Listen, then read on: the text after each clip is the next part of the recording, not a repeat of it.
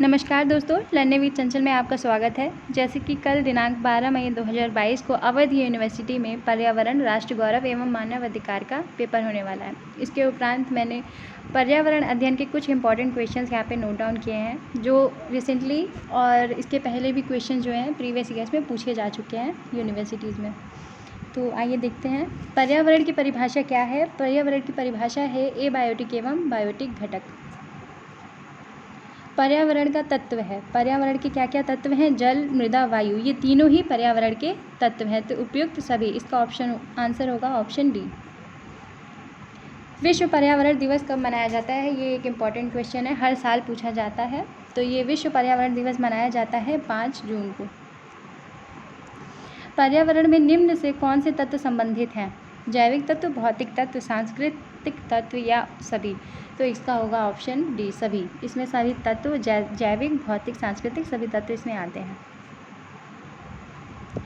पर्यावरण विषय का मुख्य रूप से किस विषय से संबंध है? इसका है भूगोल से संबंध। पृथ्वी सम्मेलन कहाँ आयोजित किया गया? पृथ्वी सम्मेलन आयोजित किया गया था जापान के क्योटो शहर में। पृथ्वी सम्मेलन का आयोजित हुआ था सितंबर 1997। ये डेट याद करना बहुत ज़रूरी है आप सबके लिए।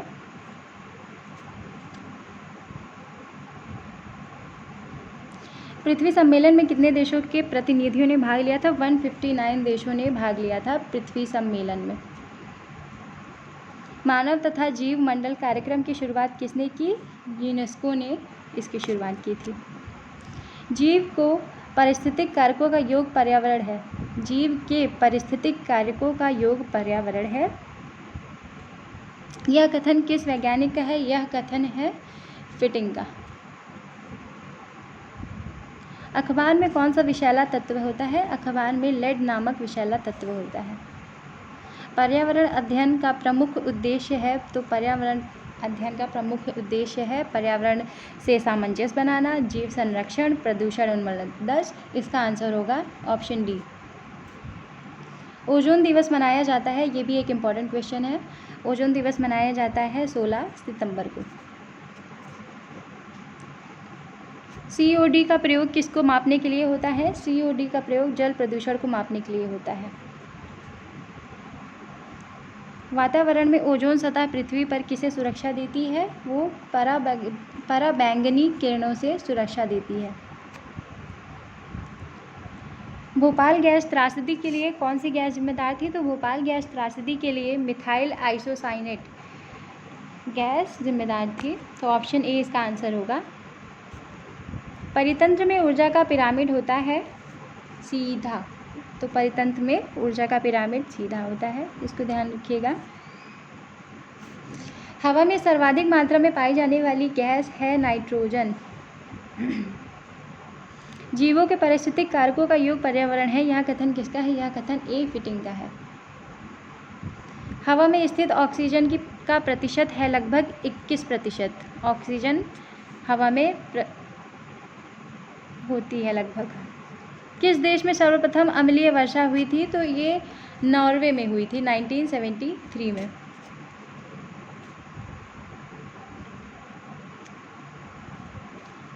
निम्न में से जल की BOD को बढ़ाता है? तो जल की BOD को बढ़ाता है शर्करा मिल के अपशिष्ट।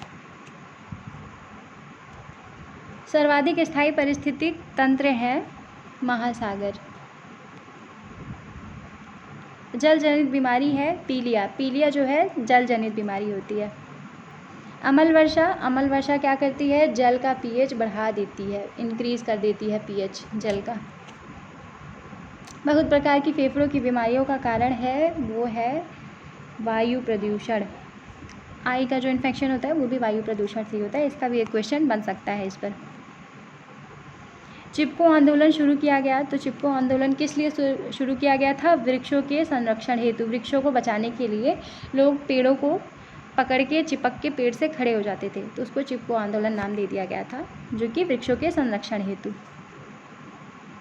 ग्रीन हाउस प्रभाव है, यह है वैश्विक ताप वृद्धि का।